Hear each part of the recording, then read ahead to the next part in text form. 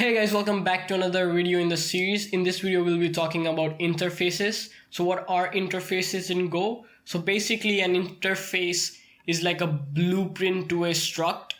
It kind of lets you do inheritance in a way. So let's get into it. So first let's define two structs. So we'll start by defining two struct.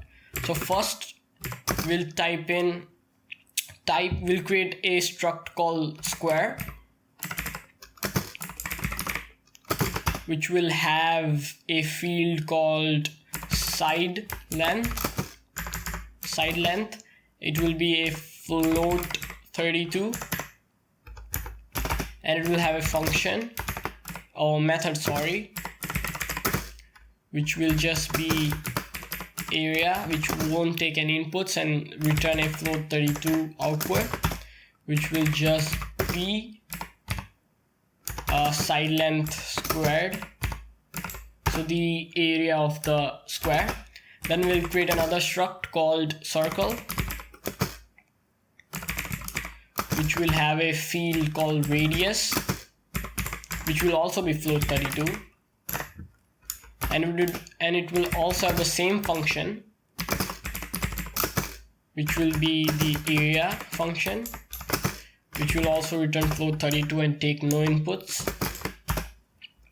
And this would be 3.14 into c dot radius square. Okay, so we have defined basically structs for two different shapes, right? Now let's say I want to create a function called get area of shape. Now what I want to do is I want to allow this function to take either an object of type circle or type square and return or print the area of that shape. Now I can't really do that. I'll need to do something like shape. Then either I'll need to type in circle, and this would only allow for object with type circle to be passed, or if I say square, this would only allow for objects with type square to be passed.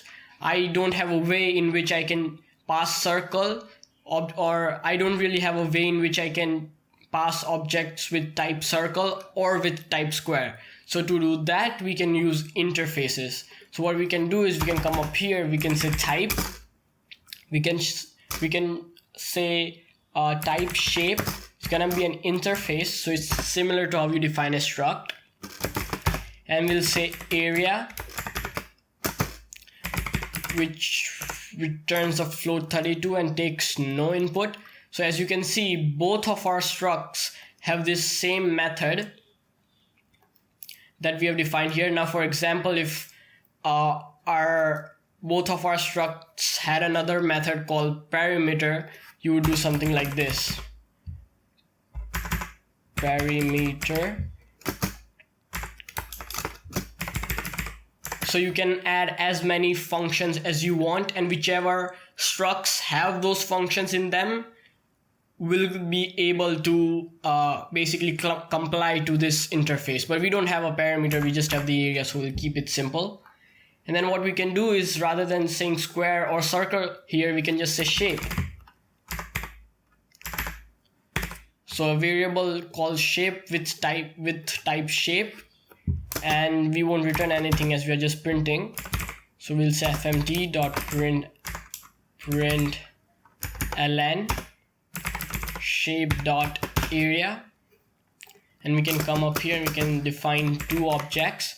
So first object will be a circle with a radius of, let's say, 6.1, and a square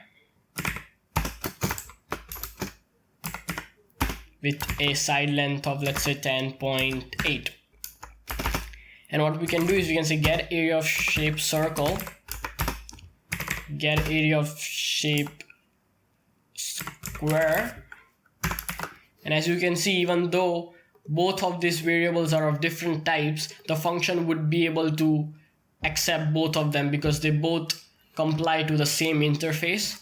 So we can run that, and we get 116.83, which is the area of the circle, and 116.64, which is the area of square. So those are interfaces. It kind of lets you do inheritance. If you're familiar with Java, you'll know about them. That's that. So that's that for interface.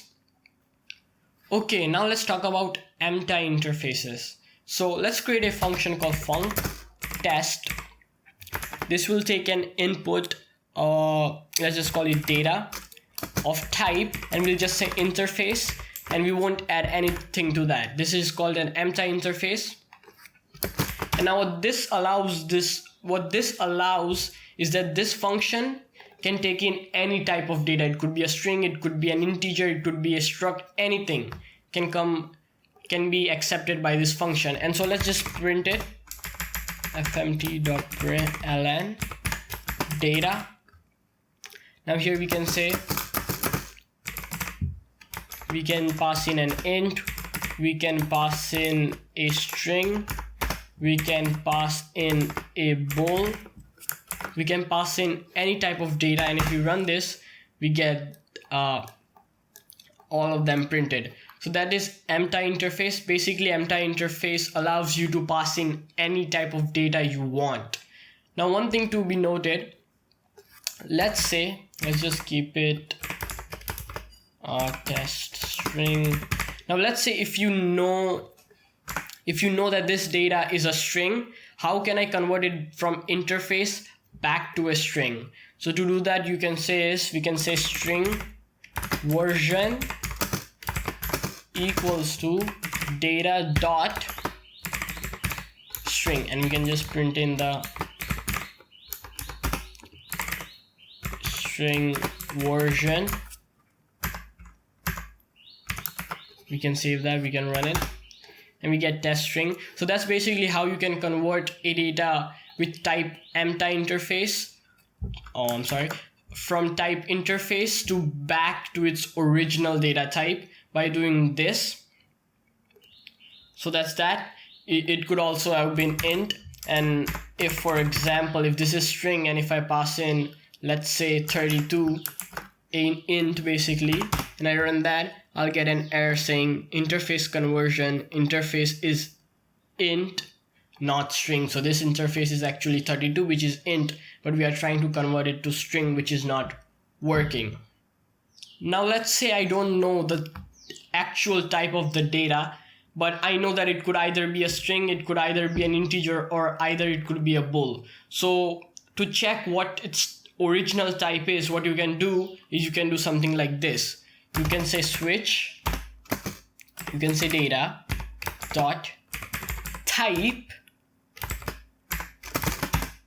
and you can say case int, we can print in it's an int, we can say case string, fmt dot println it's a string, and we can have case bool, we can say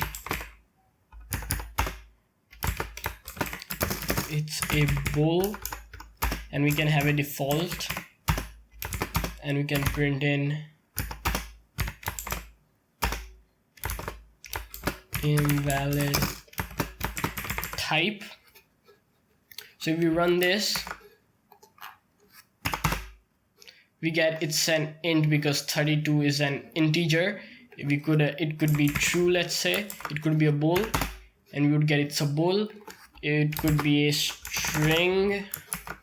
We can run that, and it gets it's a string. Now let's say if it was a slice of string,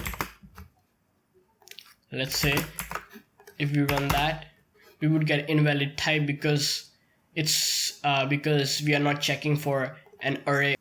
So that's it for the video. That's how you define an interface in Go. That's how you use anti-interfaces, and that's how you convert data from interface type back to its original type. However, this is really the basics of interface. There's a lot more to it. And when this series ends, I'll be making a new series about advanced Go tutorial, and in that I'll probably cover more about interfaces, and we'll go in really in depth in it. But for now, this is all you need to learn, and in the next video we'll be learning about concurrency in Go. So till then, like the video if you liked it, subscribe if you love it, and meet you in the next video. Thanks for watching.